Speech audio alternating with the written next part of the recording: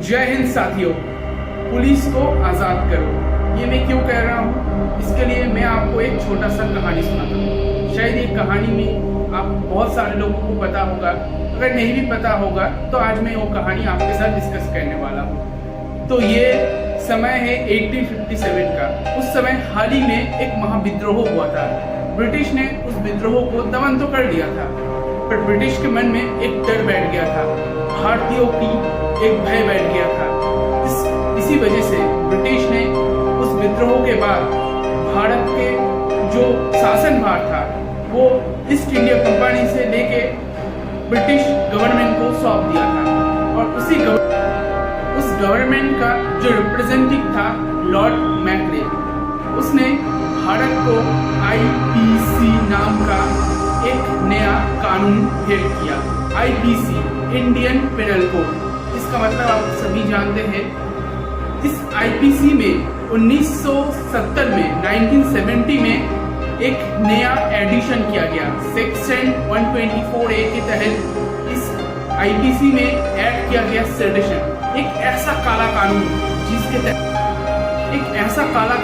जिस काला कानून के तहत ब्रिटिश हर एक भारतीय के ब्रिटिश गवर्नमेंट के खिलाफ जो आंदोलन था उसको आसानी से देशद्रोह करार सकता था। और यही सेडिशन लॉ आगे चल के भारत के लिए एक बहुत बड़ा कलंक बन गया। मैं आपको बताना चाहता हूँ इस सेडिशन एक्ट का सबसे पहला शिकार बने हमारे बाल गंगाधर तिलक ने अपनी केसरी पत्रिका में खुदीराम बोस और प्रफुल्ल चाकी, इन दोनों की जो ब्रिटिश विरोधी कुछ संघर्ष थे, उन्होंने उसको साफ साफ जाहिर किया और उन्होंने इसको कोई गलती नहीं बताया। उन्होंने इस हादसे को अपने भारतीयों के सामने लाया और इसी कारण से ब्रिटिश ने उनको इस कानून का पहला शिकार बनाया। ये कानून सिर्फ सरकार नहीं, पुलिस को भी एक अनड्यू एडवांटेज दे देता था। पुलिस को भी अपने तानाशाही बनने की चरम सीमा तक ये कानून लेके जाता था, जिसका फल हमने देखा Jallianwala Bagh. But at present times, thanks to our Indian parliament to abolish this act, 2023 में इस एक्ट को एबॉलिश कर दिया गया। ये एक बहुत बड़ा कदम था भारत सरकार के द्वारा। पर इसी कानून को खत्म करने से बस उसको मिटाया नहीं जा सकता, या इस इंसान के अंदर उसका जो भावना रह जाता है उससे उनको निकाला नहीं जा सकता है। हमारे सरकार या हमारे पुलिस प्रशासन बहुत ही समय पे इस कानून को अपनाने में कभी भी हिचकिचाहट नहीं किया है। और इसका सबसे बड़ा एग्जाम्पल है JNU यूनिवर्सिटी की कन्हैया कुमार। इनके खिलाफ भी बहुत सारे एलिगेशन हुए थे और इस एलिगेशन के बेसिस पे उसको अरेस्ट किया गया और कानून दिखाया गया ये सेडिशन।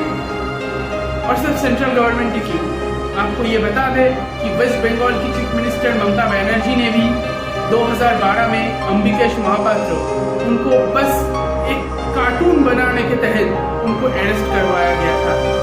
हाँ, उनको सेडिशन के तहत अरेस्ट नहीं किया गया था, पर सरकार की इस तरह की सोच से आपको ये पता चलता है सरकार ऐसे कानून को कितना पसंद करता है जिसमें उनको कोई जवाबदारी देने की कोई जरूरत नहीं होता किसी को भी गिरफ्तार करने से पहले।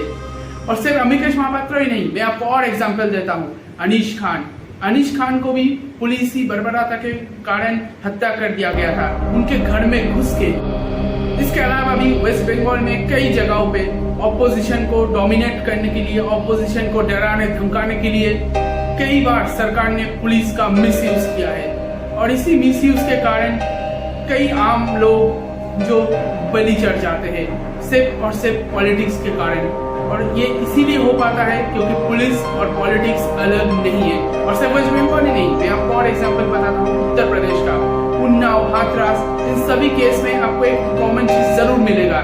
यहाँ पे आप जरूर देखना कि जहाँ सरकार का कोई खास किसी बड़े एलिगेशन पे जब जुड़ जाता है, उसको बचाने के लिए पुलिस किस हद तक कोशिश करता है। और मैं सिर्फ सरकार की बात नहीं करूँगा, मैं आम आदमी से भी पूछना चाहता हूँ, आप बताओ आपका एक्सपीरियंस कैसा है हमारे देश के पुलिस को लेकर। पुलिस का नाम बहुत रिश्वत लेना, उसके बाद ट्रैफिक में पब्लिक को चलान के नाम पे हैरेस करना, ऐसे बहुत सारे कारण से हमारा पुलिस आज हमारे देश में बदनाम है। हाँ, डेफिनेटली 100% पुलिस खराब नहीं होते, ये मैं नहीं मानता, पर हाँ, ज़्यादातर पुलिस के ऊपर आज एलिगेशन जुड़ चुका है और ज़्यादातर पुलिस आज हमारे देश में बदनाम है और इनके जिम्मेदार भी ये खुद ही है, क्योंकि सिर्फ पुलिस के ऊपर ये एलिगेशन नहीं, और भी बहुत सारे रिपोर्ट हमारे पास आते हैं। अब बहुत सारे, अगर आप रिपोर्ट को छानबीन करोगे तो आपको पता चलेगा हमारे देश में जो फीमेल कैदी रहते हैं वो किसी अनजान कारण से कई बार प्रेग्नेंट हो जाते हैं, और ऐसे सिर्फ एक तो नहीं, ऐसे बहुत सारे केस भारत में आगे आए हैं। और ये सब बहुत ही शर्मनाक चीज़ें एक पुलिस के लिए, हमारे देश के लॉ एंड ऑर्डर के लिए। तो आप किसी भी पॉलिटिकल पार्टी से क्यों ना हो, आप किसी भी आइडियोलॉजी में विश्वास क्यों ना करते हो, पर आप इस चीज़ को इनकार नहीं कर सकते कि हमारे देश में पुलिस और पॉलिटिक्स, इन दोनों को अलग होने की सख्त से सख्त ज़रूरत है।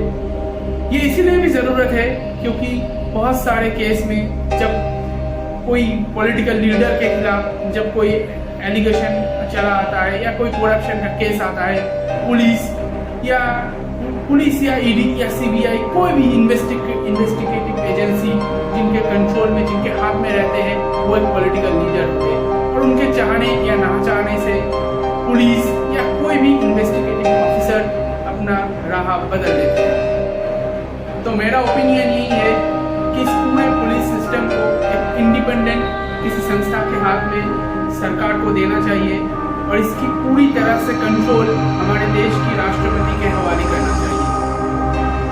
मुझे लगता है यही इस चीज़ का सल्यूशन है, और मेरे ख्याल से इस बारे में हमारी संसद में भी बात होना चाहिए। सरकार तो ये चीज़ लागू कर भी सकता है या नहीं भी कर सकता है, पर ऑपोजिशन को, अगर ऑपोजिशन सच में हमारा भलाई चाहता है तो ऑपोजिशन को देश के तहत ये मुद्दा पार्लियामेंट में ज़रूर उठाना चाहिए। तो दोस्तों, आपके पास और कोई सलूशन है तो आप मुझे ज़रूर बताना, मैं भी उस बारे में सोच विचार परामर्श करूँगा। और धन्यवाद इस वीडियो को अंत तक देखने के लिए। मैं आपसे अनुरोध करूँगा, अगर ये वीडियो आपको अच्छा लगे तो इस चैनल को सब्सक्राइब कर देना, इससे मेरा हौसला बढ़ेगा। वीडियो अच्छा लगे तो इसको लाइक करना और इस आवाज़ को शेयर करके अपने दोस्तों और अपने करीबों तक ज़रूर पहुँचाना। इनकलाब जिंदाबाद, भारत माता की जय।